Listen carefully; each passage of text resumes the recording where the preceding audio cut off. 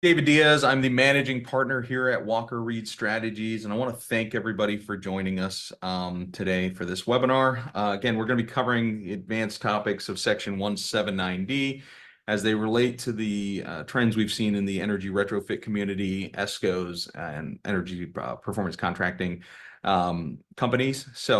Luckily, you guys, we tend to be one of the leading experts in dealing with the ESCO markets and helping the ESCOs achieve the Section 179D. You guys are in good hands here, and you've got a lot to learn. Now, I am going to warn everybody, this is an advanced topic, so I'm not really going to go over kind of the low level basic 179D. I'm assuming that most of the folks here understand the program at least at a high level and are looking for some deeper dive into what we're seeing and what trends we're seeing in the performance contracting space and energy retrofit space. So it is going to be a little bit of a high level presentation today. So I'm excited about that. I like kind of going through some of these deeper dive topics. If anybody has any questions, I am going to ask that. I got a lot to cover today, so instead of a Q&A session at the end, I'm just kind of going to request that you type in any questions into the chat or into the question and answer box. We'll do our best to answer them as we go throughout the presentation. If not, at the end, I'll stop and I'll answer them all, or we will get with you offline and discuss some of those topics that you may be have questions or deeper questions about. But so feel free as we go, type in whatever questions you have into the box. I'll try to throw in some natural breaks in there, so it gives you time to catch up and answer. All right, let's get started. So some of the key points we're going to cover today, do a very, very small, light 179D overview. We'll discuss a lot of the labor requirements and how they're affecting the ESCOs and energy service companies who are involved in putting projects together and developing projects. Talk a little bit about some of the ASHRAE changes that are coming up for the future, so you guys start planning. It is important now with 179D having been extended through the Inflation Reduction Act. It's important that we start giving it some future thought and some thought as far as pre-construction activities are starting to commence. We actually start to think about what can we do on the front end to make sure that the 179D is going to be maximized, if that's your interest, or make sure that we can monetize it somehow and have it be relevant for the project and make sure that there's no surprises at the end, right? So we all have we want to call it the bad habit, but we've been conditioned essentially over the past we're going on 14, 15 years at this point, a little bit more than that. But over the past almost 20 years, we've been conditioned to that 179D is a post-construction activity. It's something that gets done when you go file your tax returns. Many of you guys actually have waited and kind of compiled years of tax, projects and put them together and bulked them and gone back and amended returns. So even though that's still an opportunity and it's still something we can do, it's still important to kind of now, with these new changes, really start looking at this on a preemptive level and start analyzing these on the front end. So I'm going to go over the allocation letters, what we're seeing in that space, and who is or isn't a designer, and some of the clarifications around that, different opportunity types that we see and how to monetize, and kind of what the typical process is on one of these 179D projects. And then, like I mentioned earlier, we'll do the Q&A via chat, so feel free to ask any questions that you may have. So I threw this in more as a reference, kind of gives you just a kind of high level breakout of what the legacy 179D requirements were and how they were applied, and some of the post IRA changes that we're seeing now that the Inflation Reduction Act has been kind of going. So kind of gives you a side-by-side comparison. It's a good slide. More than anything, I wanted to throw this in here so you guys can go back and reference it, but I'll go over it at a high level. I mean, under the legacy requirement, It was $1.80 per square foot max plus whatever inflation adjustment. Now we're looking at a max of $5 a square foot plus inflation kickers on there as well. Used to be a per category deduction. So it used to be 60 cents for lighting, 60 cents for building envelope, 60 cents for HVAC. Now we're looking at a starting point of 50 cents per square foot. And that's a sliding scale all the way up to $1 per square foot. And then you have the prevailing wage and apprenticeship kicker for the 5 times bonus. So that turns into $1 to $5 per square foot. Again, everything I'm mentioning, I'm talking about the base rate. There obviously is an inflation kicker for all these. So, I mean, I think 2023 projects were at $5.65 per square foot as a max. So there's an additional 65 cents per square foot in inflation, adjustment that can be made here. Legacy program, no labor requirements. The new program, if you want the 5 times multiplier, there is prevailing wage and apprenticeship requirements that need to be met. Previously, when we were looking at allocating the deduction, government buildings were the only ones that could previously allocate. Now, any tax exempt organization is pretty much in a position where they can allocate that deduction to the designers and the ESCOs and performance contractors and whatnot. Previously, we could do partial analysis, right? We could look at just your lighting, just your HVAC. Under the new program, we are looking at solely a whole building analysis that analyzes the entire overall energy consumption of the building. This is one of those that it's really, really important, especially for the ESCO industry and the performance contracting and retrofit industry. The way you guys do business, and you're looking at ECMs that are very specific sometimes in a project, right?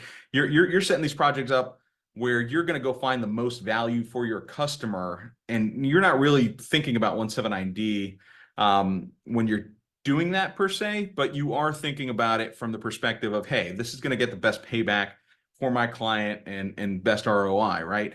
So you guys having a really, really strong engineering-based independent third-party certifier like Walker Reid is going to give you the advantage there, because there's a lot of things we're going to go do on site to gather the information that you're missing that none of the other providers, or very few of the other providers, are doing. So we'll actually go on site, field gather. We have our proprietary apps that our inspectors use to go and get everything that we need so that we can go maximize this incentive for you.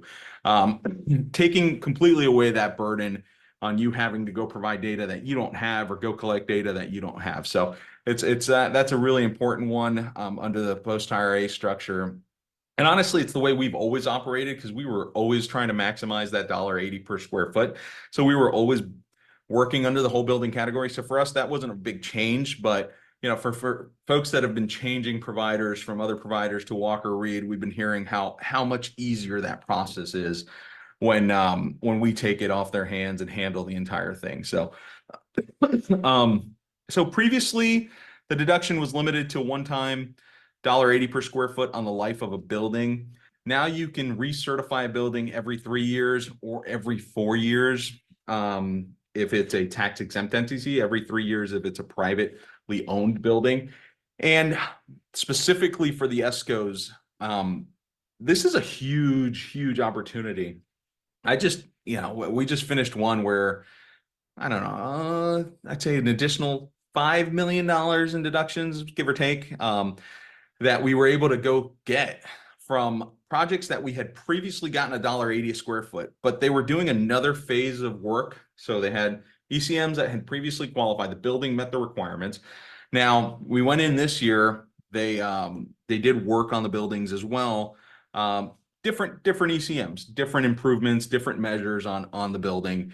And we came through and we got the delta between getting the new $5.65 a square foot and the $1.80 per square foot that we had previously captured for that client, because of this new bump that now we can go get them recertified. So, and I know I said every 3 or 4 years, but with the rate going up and the new rate being $5 a square foot, it created that opportunity to capture the delta. Now that they've gotten the $5 a square foot on that building, now they have to wait, an additional 4 years on these government buildings to go back and recertify them.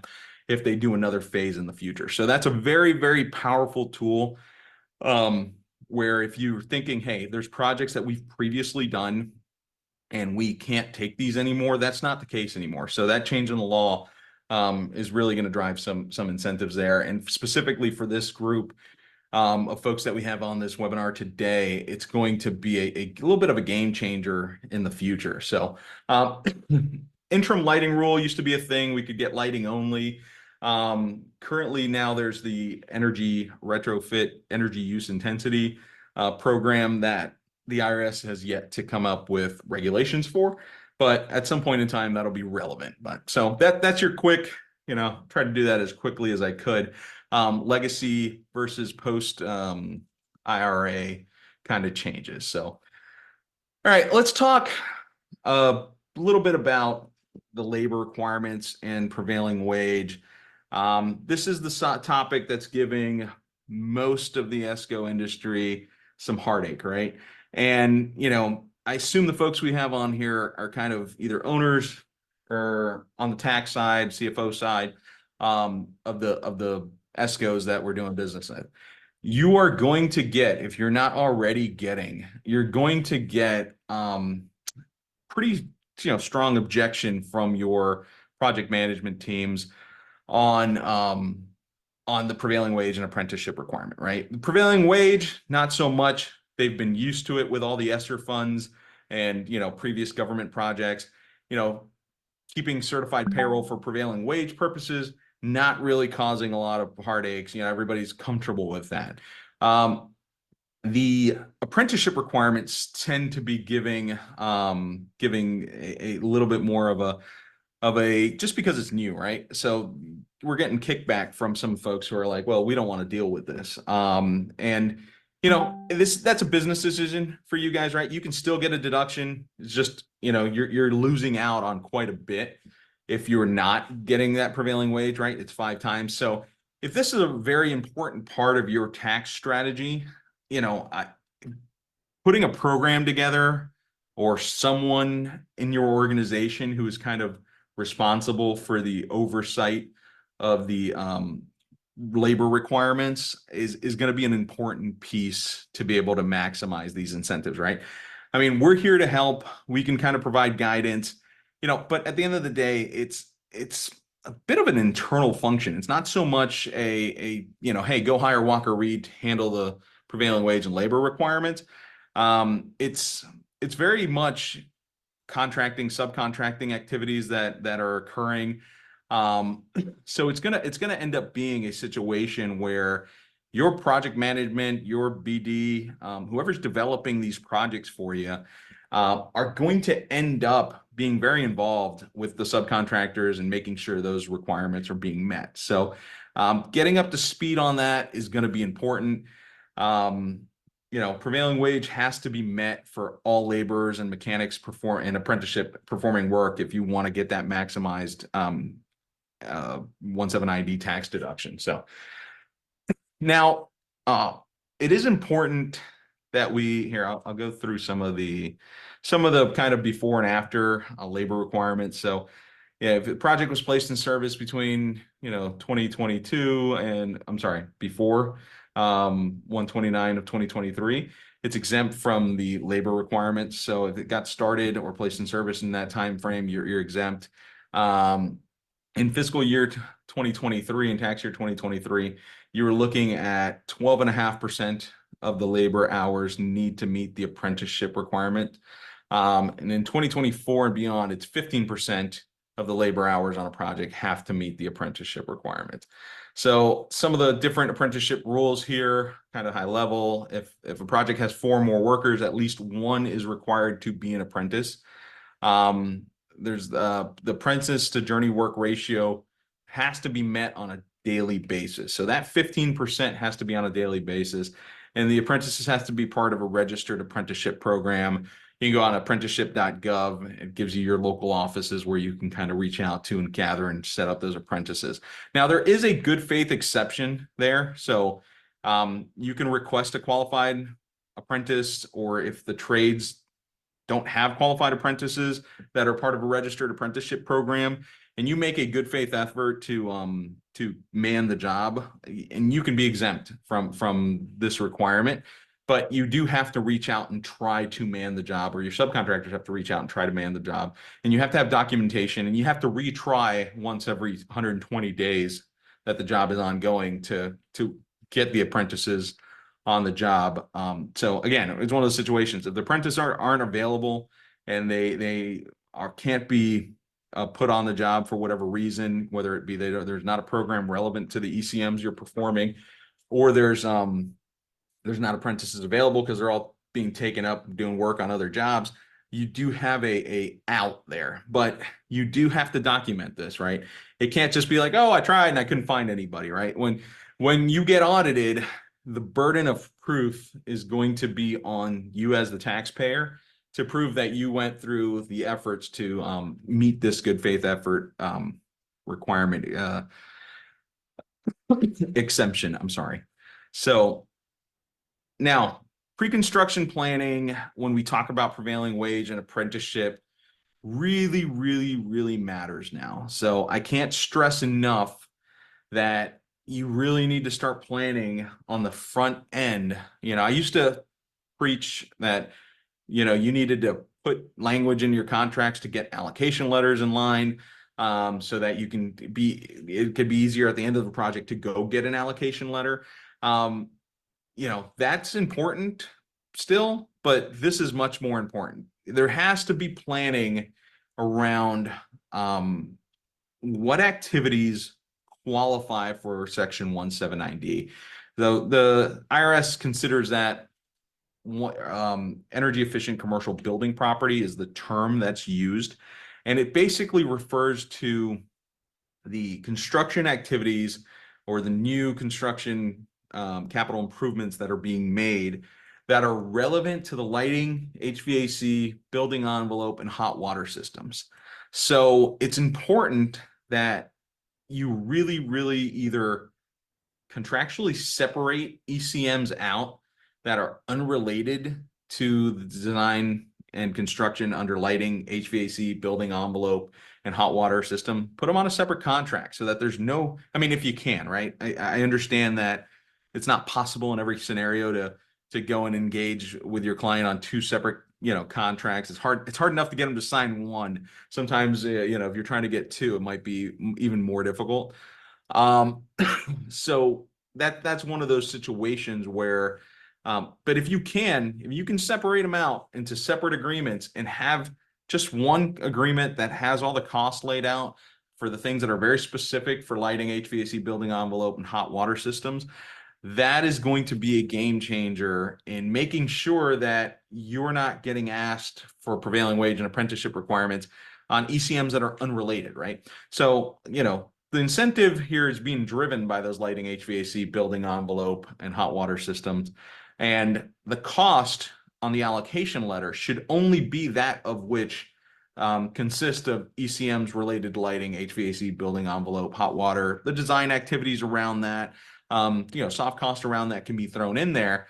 But it is important that, previously this was done wrong quite a bit. Very oftentimes you just threw your contract value on there, and in your defense, a lot of times we would tell you, hey, just use whatever your total contract value is for the ESCO and put, for the ESCO project you're doing, and put it on the allocation letter as the amount. Really, with this complexity around prevailing wage and apprenticeship requirement being met, it's actually important that we now go out and segregate that per building, per per category that's relevant specifically for the energy efficient commercial building property improvements. So that's, again, high level topic. Happy to get offline with anybody who has any questions about this or wants to try to put a program together. Happy to schedule some time to discuss. But it is very, very, very important. I can't stress it enough. So I want to just make sure everybody's aware that, hey, this is a critical piece if you're going to go maximize these incentives. And if you were qualifying under the 179D exemption for prevailing wage and apprenticeship requirement, right, for any projects that had a start date of January 29th, 2023 or before, This came into effect like when we're doing those calculations and we're analyzing whether or not this meets the higher rate without having to meet the prevailing wage. Having the only the applicable cost in there was part of that calculation. So it just comes into play a little bit more and more. Something that was previously from an audit perspective was kind of a mute point. Hey, as long there's $10 million project you did, you're getting 800,000 or $1 million in 179D. As long as you had enough cost, no big deal. But now having too much cost on the allocation letter can come back and bite you, because now you're going to need to have all the labor requirements met for that cost. So all right, so let's discuss a little bit off of the prevailing wage apprenticeship piece, and let's start talking about kind of some of the ASH rate changes that we have coming up. So there's the ASH rate path, and then there's the energy use intensity path. That is kind of the two options in which you can go and certify projects under Section 179D. This chart here kind of goes through based on when the project was placed in service under the ASHRAE path, what the applicable ASHRAE standard 90.1 standard is for the certification purposes. So anything prior to January 1st, 2015, this is going to be irrelevant for most of the folks on this call. If we're talking about ESCOs, if there's any private building owners on this call that ended up here by accident, or CPAs or whatnot, this could still be relevant if we're doing private buildings, where we could use the 2001 standard. So again, we do very, very little under the 2001 standard at this point. Every now and then we'll get something placed in service before 2015, but that ship has pretty much sailed. Now, the one that's really relevant here is that completion date by the end of 2027, I'm sorry, 2026, by the beginning of January 1st, 2027, you have to have these projects completed if you want to qualify under the ASHRAE 90.1 2007 standard, which is still a very, very easy standard to meet. Most of the folks who are existing clients on here, we're getting the full $1.80, not $1.80, full 50% reduction under this program for you. And this is the main driver here. The main driver that we're able to maximize this incentive for you is because that ASHRAE 90.1 2007 standard is such an easy standard to beat. Most of the time, your LED lighting alone is going to pick up 40% of the energy savings there, right? And you don't have that much to go with the HVAC and the envelope to get there when we do the whole building analysis that in that fashion. So this is important. So it's important that you start thinking, especially if you're on ESCO on here and thinking, hey, when's he going to talk about monetizing these incentives and being able to use it as a sales tool and all that? Well, this is going to come into effect because your projects don't get developed overnight, right? So you'll start quoting a project today or developing a project today. You might be 2 years out, be 3 years out before that project's complete. So considering the shelf life that your projects kind of carry, it is in a situation in which you're going to have to start thinking, hey, is this going to have to end up qualifying under ASHRAE 2007, or is this going to be a 2019 situation? Because that ASHRAE 2019 standard has a pretty substantial kick up in the LPD requirements and the lighting requirements, HVAC requirements, all the requirements really. So you're talking it 4 or 5 code versions later, between the 2007 and 2019 standards. So the IRS kind of was dormant on this, or the Department of Energy and IRS together kind of slept on this change for quite some time.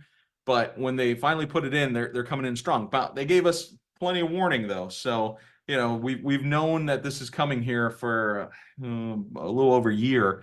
That these are the dates, right? Almost 2 years at this point. So it's just a matter of planning around that. If the 1790 is going to be a major part of your strategy, making sure that you're cognizant with your timelines and being able to know what's coming here. So that'll be a big change, but one that we're going to welcome, and we're going to help you guys kind of walk and navigate through.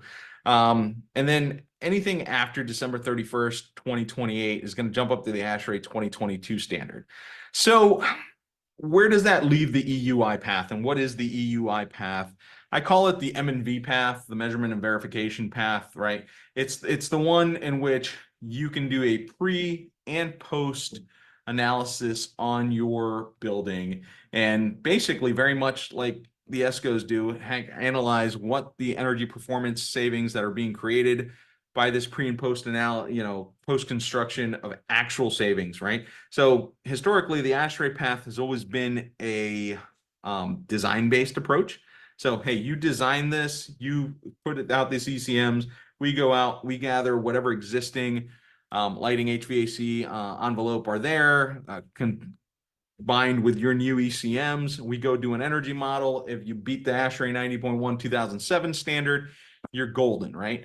Now you're in a situation where we have to come in, look at what's existing, what's its actual energy use currently, and what it is 1 year post construction. So downside there is that there's more of a lead time, right, for doing that approach. The other downside is that the IRS still hasn't issued guidance on the EUI path, which is okay for now. Our expectations, I've actually had some talks with the DOE directly. They kind of pinged us in the NAESCO organization, and we got on a kind of call with them and determined that, hey, for the time being, the whole program is not being underutilized because this EUI path is not in place. There's plenty of 179D, more 179D than ever being performed under the standard ASHRAE path.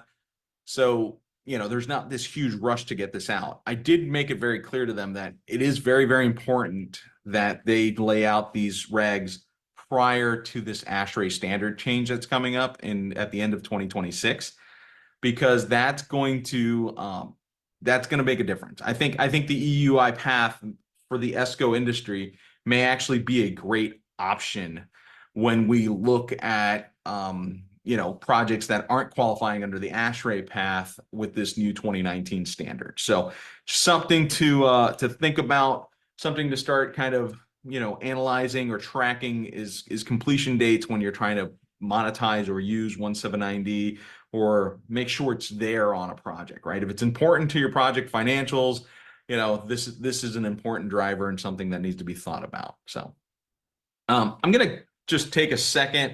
If anybody has any questions, wants to type, I'll give you guys a quick second here to kind of catch up. I know I've thrown a lot at you real quick. I'm going to answer a couple of these questions that I've been getting.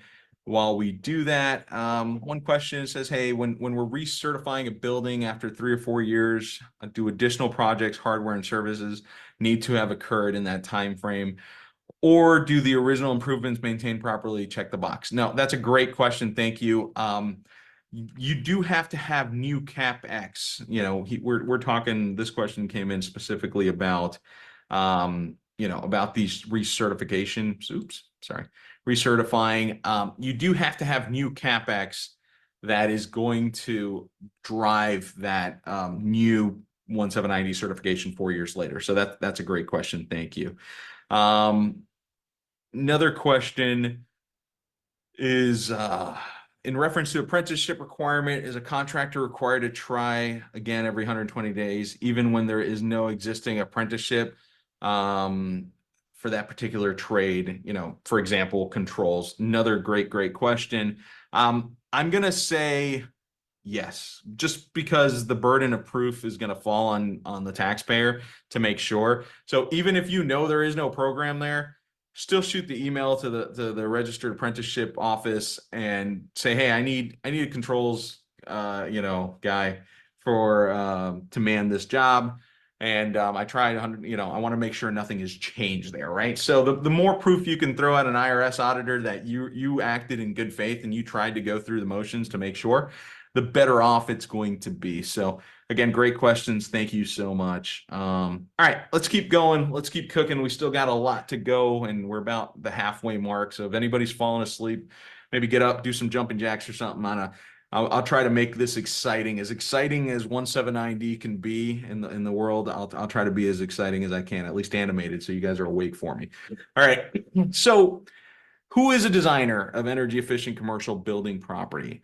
So the IRS defines this, and this is important. This gets asked a lot, right? So a designer is a person who creates the technical specifications for the installation of energy efficient commercial building property, right? So, and they go on to say a designer may include an architect, engineer, contractor, environmental consultant, energy service provider, that's you guys, and who creates technical specifications. So the IRS has then come out and further clarified, these definitions, right? They've come out and they've provided some guidance there. They've provided some memorandas that have kind of clarified some real life cases per se that kind of lay out these examples. And the overarching effect here is there's two ways to be qualifying as a designer. One, you either create actual technical documents that are being used for the reduction of energy consumption on the building, right? Or B, you were contractually responsible for the folks who create those documents. I mean, it's that simple, and it's not that simple because it gets complicated, right? Because you go, hey, well, we create shop drawings for the ductwork. Well, no, that just creating shop drawings is just an activity you need to go build a project. That doesn't actually constitute design from this perspective. Now, you create and specify the mechanical equipment and the controls sequences and systems and programs and lay that all out. That is design activity, right? That's actually saving energy. So, that's just a quick kind of example. Lot of different examples of who those designers may be: architects, engineers, contractors, environmental consultants, energy service companies. Under that, you got the CEMs, lighting professionals, energy auditors, et cetera, et cetera. So that's how that kind of comes about and functions from a design. Who is a designer perspective? Most, if you're on here and you're an ESCO, most this the 179D from an intent perspective, from Congress's perspective, cannot be any more written to kind of fit within your business and the way that the ESCOs are set to perform, right? You're literally in the business of reducing energy cost and creating energy savings within buildings. The 179D is here to specifically incentivize the reduction of energy cost in commercial buildings. So from an intent perspective, you are very, very much within that world. The fact that most of you have, engineers on staff, folks who are trained and are developing the energy scope of these projects and are contractually responsible for it most of the time, puts you in a very, very strong position to be considered that designer. Additionally, we've been through 4 or 5 audits at this point for different ESCO performance service contracting retrofit type clients, and never had a single issue around the design situation. We haven't had any issues at all. But, specifically, we haven't had any, do they ask about the design responsibility? Sure. Do they want to see the contracts? Sure. But they're not going, hey, well, no, this doesn't fit the box. So we feel pretty comfortable that the ESCO space is a good driver for 179D being allocated and meeting the definition of designer. So now the allocation letter tends to give folks, call it a little bit of heartache sometimes. I kind of said it at the beginning of the call. I'm going to say it again. Put language in your agreements that require that these allocation letters be allocated to you as the energy service company. And then you can do whatever you want with it, right? If you're contractually obligated to get it, let's say you don't need it all. You want to pass it on to your subcontractor. You want to have a lighting sub who has the tax appetite, was responsible for the lighting design. That person can be allocated this deduction, but you're controlling this, right? So you can use it as a negotiation tool. You can sit here and go, hey, lighting guy, you want this project? I don't have the tax appetite. I need you to take the 179D and I need you to provide XYZ concession as part of taking the 179D. So, if it's in your contract, you can now go to the government agency and say, hey, we're choosing not to do this. We would like for you to, we would like to forward or pass on this allocation that you would give to us contractually. We're passing it on to one of our subcontractors, and they meet the requirements because they were involved in the design. So it's a valid allocation. we would like to do this way because we factored those savings into this cost out the gate, right? So, that being said, there's lots of ESCOs who are using the 179D as a monetization tool, whether it be on past projects for future or be on new projects. They're sitting here making contract concessions for the use of the 179D. So it's something that needs to be thought about. You need to kind of develop a strategy on what works for you internally. I've helped put multiple of these strategies together for some of the biggest ESCOs in the country. Happy to help you if you need some help kind of putting a program together and talking through what your what your heartaches around it are. We can talk to legal and get everybody on the same page to make sure that it's a viable opportunity. So some of the allocation letter paths that we've been seeing, federal and some state, the typical allocation path, I mean, aside from you asking for an allocation and simply receiving it, the typical allocation path tends to be there's a letter of intent that gets issued, at least from a federal perspective. DoD, federal, Army, Army Corps, they all have pretty much the same protocol in place. Hey, there's a letter of intent. They sign that they're willing to allocate this to you. Once the certification is complete, the engineering, everything's done, you go back, provide that certification report to them, and then they issue you the actual allocation letter. But at least you're not contracting with us to go forward and do that work until you know you're going to have an allocation via that letter of intent, right? That is, again, not as common, but pretty common when we look at federal and certain states have certain protocols there. When we're looking at kind of what's typical in what you guys call the mush markets and kind of those secondary municipal schools and local governments and whatnot, it's pretty typical that you simply request an allocation letter from the party responsible and can sign a contract on behalf of that entity. And you receive that allocation, right? It's also pretty typical that you request an allocation and you get some sort of kickback or a reason that they don't want to. Then we go on and perform the site visit, engineering, certification report, but you already have the allocation letter in hand. So there really isn't, I mean, it's entity by entity, right? It's everybody has a different path there.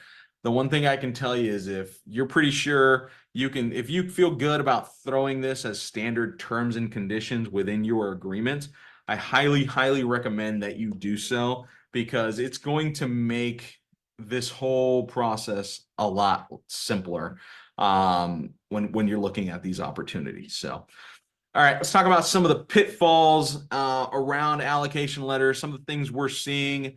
One, allocation letters can only be given to the designers. There's still situations where these things are being passed out to contractors that had zero activity in the design. So that's something we've been seeing.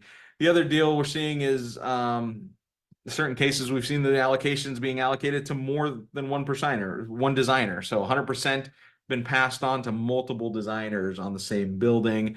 That can't be a thing, right? So we got to be cognizant of what we're doing there with our clients and if there's any government folks on here, just that's an important piece. You can't allocate this deduction more than 100% to folks.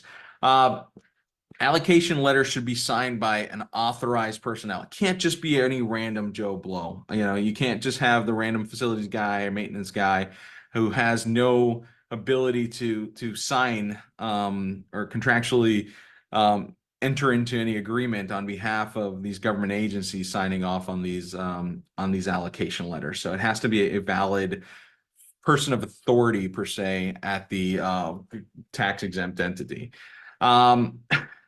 This might be a controversial one, but we feel very, very strongly that you shouldn't allow your 179D provider to contact your clients directly to request the allocation forms. And you're going, wait, they're gonna make my life easier. Yeah, I mean, that's great, but I used to be a general contractor. I know the contracting world very, very well. The last thing that I would ever want is a third party that has no relationship to my client base reaching out and bugging them and nagging them and just blowing their phone up trying to get an allocation letter signed. The interests are just simply unaligned there. You have a situation where, us as a 179D firm, what do we want? We want to get an allocation letter. We want to do this study. We want to bill you. We want to get paid, right? And that's the reality of our business, and it's what we do.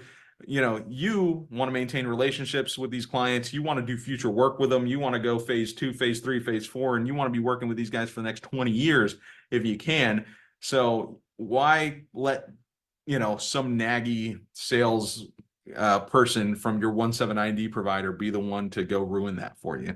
That's my opinion. Yeah, you could, opinions are opinions, right? You guys can do with that whatever you like, but it's what we highly recommend. Are we happy to go and support you in your allocation activities, provide the allocations, put them together, help you figure out what costs are relevant, have conversations with your clients in a group fashion or in a meeting that we're all involved with? Sure, happy to do that. Not saying we won't do that, but just you handing over a list and say, hey, go get me allocation letters. You're kind of giving us a free rein to create problems for you in the future, in my opinion. And then the last thing here that's kind of important from a pitfall perspective is don't overstate your energy efficient commercial building property cost, right? So yes, you want to get, let's say you get the max $5.65 per square foot. You want to make sure, assuming that you can, right? Assuming there's sufficient cost to substantiate that $5, you want to have at least that $5.65 per square foot. As I mentioned in the prevailing wage and apprenticeship piece, and this is the reason that this is an issue, do not over inflate those costs unnecessarily moving forward, where you're going to have to go meet prevailing wage and apprenticeship requirement. Don't max that number. You only need the $5.65 a square foot. Only use the ECMs that are relevant to those energy efficient commercial building property that we're working on. So that's an important piece there. Happy to talk offline with anybody if you have any questions. I know this is extremely high level, extremely complex. So I appreciate you guys digging in here, because it is a deeper dive on this stuff. Just something of note here, specifically Florida and Ohio. I threw this in here. I'm not going to read it to you. You can read it later on your own. Those two states basically have rules in place where if you request the allocation letter and you are a valid designer, they have to allocate it to you. So, it's something to have in your back pocket from an allocation perspective with Florida and Ohio, that you can, it's in the state code. The language in the state code is, could be considered maybe obsolete a little bit, but it's still notice 2008-40 is still relevant. They're not completely obsolete, right? So it's still a relevant piece, and the allocation is still very, very similar. So just something to have in your back pocket if you're doing work in any of those states.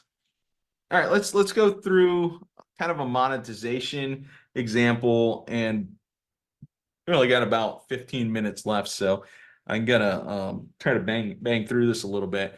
So when I talk about monetization, I'm talking about where and how can you use the 179D to either go sell more work, pass the savings on to your client, and where the risk may lie between that. So in this example, you got 42,500 square feet for building A, building B, building C, building D, all have different square footages here. And you end up with a total deduction per building that you see on this total available 179D column, right? We're using a 21% effective tax rate, and we're doing that just to be conservative, just kind of throw some numbers out there at you. Your tax rate might be 30, 35%, maybe 28, but let's use 21 as a kind of a worst case scenario as what your tax rate is on your tax liability. The available cash being created by this falls under here, and we're calling it $395,000 of cash that's available. Less your 179D study fee, I put it in as $100 just as, we won't get out of bed for $100, but it's in here as a just a benchmark, right? Um, yeah, if you want to have any questions about fees or whatnot, happy to get with you offline and discuss that. And then the total remaining value here was 395,000 in 179D deductions cash value that's available. So different examples of, hey, what are the splits and what are we seeing? We're seeing one, kind of grouping of customer, of ESCO customers who's sitting here looking at this going, hey, we want to give as much of this back to our client. We have all tax liability in the world, and we want to give as much of this back to our client as possible. So we're going to give 80% of this back. So in this case, you would have had the designer getting 79,000 to kind of cover some of those costs of dealing with the process and just having a little bit in their range, and the government agency is getting $316,000. The flip side to that is we're seeing a customer base who's going, we don't, we don't like the risk, or there's risk associated with this, so we're going to carry that risk, and we're not willing to do such a big share. We're going to have to wait. We have tax appetite that isn't there yet. We're going to have to go create tax appetite in the future. We want to provide something for our clients. Let's give them 35%. So this is just kind of gives you, hey, a little bit of an example of where that lies. You got 257,000 in benefit to you and 138 to the public entity. So now the question is, what can you do with that? Can you go sell more ECMs with that money? Can you go put him in a service contract or throw it towards a service contract? How can you use this creatively from a business development perspective to work in your favor? And again, maybe your strategy is, we're not giving him anything back. We're throwing it in our contract. We're going to go compete on our merit. The 179D is just something that we should be getting. And that's okay too. There's nothing wrong with that. But if you are thinking about using this as a monetization tool, this is some examples that you can kind of refer to and kind of look at from a just understanding it perspective and whatnot. So, and again, if you are going down the path of, hey, we're going to take this ourselves and we're not giving anything of this away, put that language in your contract. If you need me to send you some sample language, get on the horn with me after, send me an email, and I'm happy to get you guys in line there so that you can not miss out on this in the future. So, all right, different opportunity types, different projects that kind of qualify. Got new construction, additions, alterations, retrofit. Projects that don't meet the requirement are like commissioning only, non-service energy saving measures, software only projects. If you're just going in and updating like the BAS software, those things are not going to apply when it comes to 179D. So there has to be CapEx that's being spent on the project to be able to get it there. So a little bit of kind of what this looks like is, hey, we're kind of put this together, and we're your tax incentive partner. We identify the opportunity for you. We'll do a complimentary feasibility study. And again, that complimentary feasibility piece, that may flow into some sort of consulting where we may need to help you kind of develop some of these strategies, or determine what the costs are, or determine what the relevant allocation costs are. We can kind of do that on the feasibility end. We may ask to be contracted if we got to go in a deeper dive to kind of move forward with it. But for the most part, we're going to be able to look at these projects, give you an idea of what you're going to qualify for, and it's going to be done complimentarily. Once you engage with us, our team will perform the energy modeling and then the site verification, and then the certification reports. A lot of times, step 4 and 5 may be inverted. Sometimes we won't do the energy modeling, especially in this world, in the ESCO world, until we have the site verification complete, because we need to use a lot of those components within our energy model. So a lot of times we're going to go gather that information most of the time. So, and then we got the certification report. So you got the final certification. You keep that certification as books of record, and you give it to your CPA. Your CPA files what's called a 7205 form for you. and you go and claim and take your deductions. So that's how the program works from a start to finish perspective. Happy to touch base with anybody. We ended a little bit earlier than expected, which is good. I'm actually impressed as much stuff I had to cover. So if you have any questions, now, got a couple minutes, feel free to chime in, throw them in the box. I'll do my best to answer them. And then, we'll go from there. So got a question that came through. Says, are controls upgrades, they can be relatively low capital cost. Are they valid? I mean, yes, they are. The project, as long as there is it's a low capital cost, but there is a capital cost that's still being incurred. You may just end up in a situation where you're capped at that cost, right? So you had $5 a square foot available, but there was only $3 in capital cost. You're going to be capped at those $3 per square foot, if that makes sense. So, thank you. That's a great question. Any other questions while we're on here? I know I answered some of them a little bit earlier, but doesn't seem like it. If I'll keep this open for a little bit while longer. In the meantime, I'm going to thank everyone for your time today. Hope you have a super productive rest of your week, and we go from there. Thank you and have a great day.